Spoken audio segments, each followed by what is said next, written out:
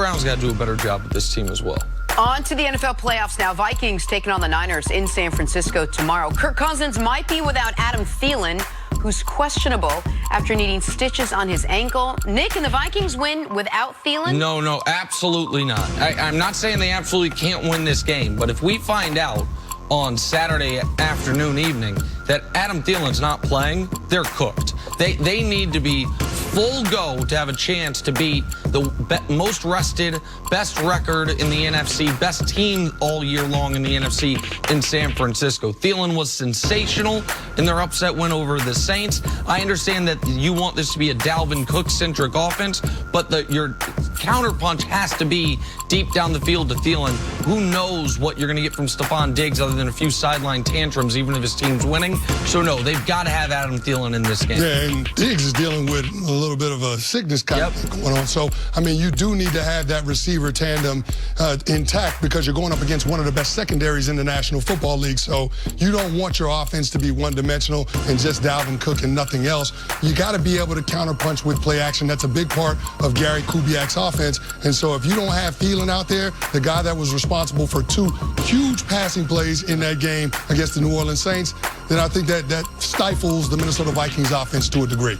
1,000%. All right, the Titans will be in Baltimore to face the Ravens tomorrow night. Lamar Jackson has put together quite a sophomore season, but despite his MVP numbers, he says last year's playoff loss continues to motivate him this year. Well, now he gets ready to face a red-hot Tennessee team coming off that big win over the Patriots. Nick, will Lamar's MVP magic continue against the Titans this weekend? Well, that, Jenna Wolf, is the question that will determine the entire NFL playoffs. Will Lamar continue to be the player in the postseason he was in the regular season? If the answer is yes, then I'd like to congratulate the Baltimore Ravens on their 3rd Super Bowl championship since they went to Baltimore, because then no one's going to beat them. If Lamar is the same guy in the postseason, then you can't beat this team right now. Since week 6, they have a top 2 defense in football. Over the course of the year, they have a top 5 defense in football. The Marcus Peters trade energized them. Earl Thomas took him a few weeks to kind of get his sea legs beneath him, being with the new franchise for the first time in his career, and now he's back to being Earl bleeping Thomas. And Mark Ingram's dealing with an injury, but he returned to practice. That if the Ravens continue to do in the postseason through Lamar what they did in the regular season, then you have no viable path to victory.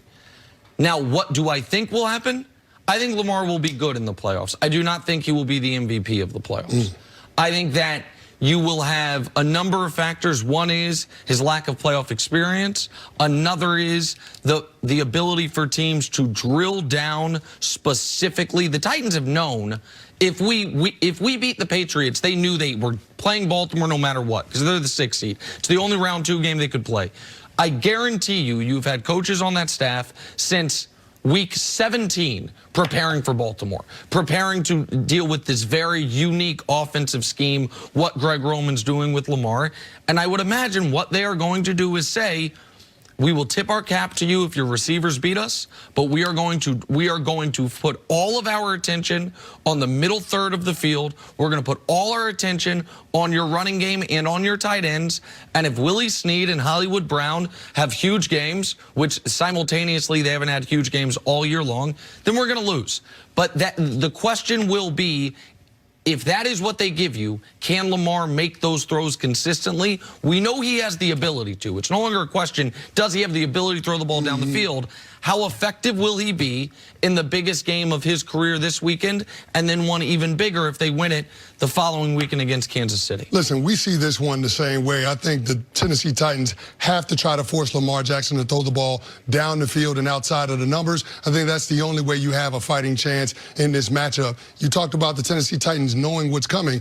You can know what's coming and still catch a beatdown. Yep. I mean, boxers knew what was coming with Mike Tyson in his prime in the late 80s and early 90s. There was nothing they can can do about it. They were going to get knocked out inside of 3 rounds. The Baltimore Ravens have that same bully type of mentality, especially when it comes to their offense being able to run the football. What I'm interested to see is how Mike Vrabel is going to match up with his personnel. Is he going to go out there with base defense, or is he going to go out there with nickel? Because if you go out with base, you're going to have trouble keeping up with the speed of Lamar Jackson and those running backs in the run game. If you go out there in nickel, yeah, that makes you faster overall on defense, but are you going to be able to hold up with the physicality at the point of attack? That's when the tight ends in the Ravens offense come into play, because you have Mark Andrews, you have Nick Boyle, and you got Hayden Hurst. And all of those guys, as much as we talk about them being great receivers, they're all really good inline blockers, and you can create some interesting formations for defenses to go up against. So it'll be interesting how Mike Vrabel sees it and what he thinks gives him the best chance to slow that rushing attack down. Chris, so much of this game is going to come down to, like Nick said, how Lamar shows up this weekend. Here's a guy who is a young player still, coming off a tough loss last season, having an insane season this year.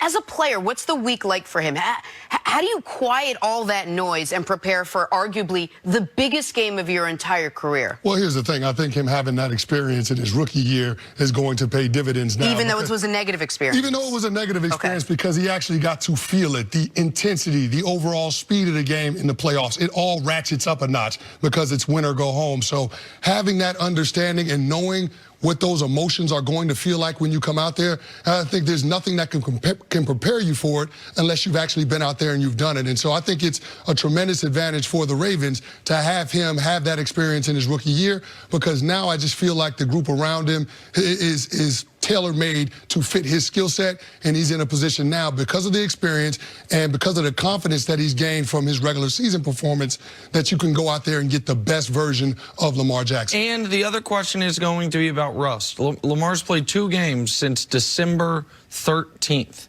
Okay, so he's played the team's played 2 games since December 13th, because they played on a Thursday, and that Lamar's only played 1 of those games because he rested in week 17. So you also have an element at the end of the year after that San Francisco Buffalo stretch.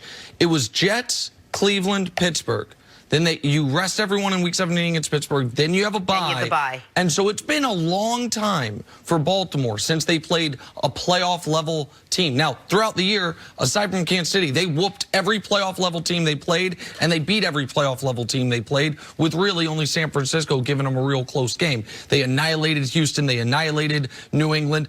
But I do wonder how much rust will be a factor, because Tennessee's only way to win is to jump out on them early. If Tennessee falls down 10-0, you can turn the game off. I wouldn't, but you can turn, Tennessee cannot come from behind in this football game, so they have to hope that Lamar and that offense is a little rusty, that they do take a little bit to get in sync. That's the only chance they got in this game. It's such a good point, because it's Tennessee who's actually coming off the momentum in this matchup. All right, for the first time in years, Tom Brady will be making non-football related plans in early January. A rare early exit means that Brady's got some decisions to make on where he'll play next season. Former NFL scout Bucky Brooks said it's time for the Patriots to, quote, close the books on the Brady era. What do you think, Nick?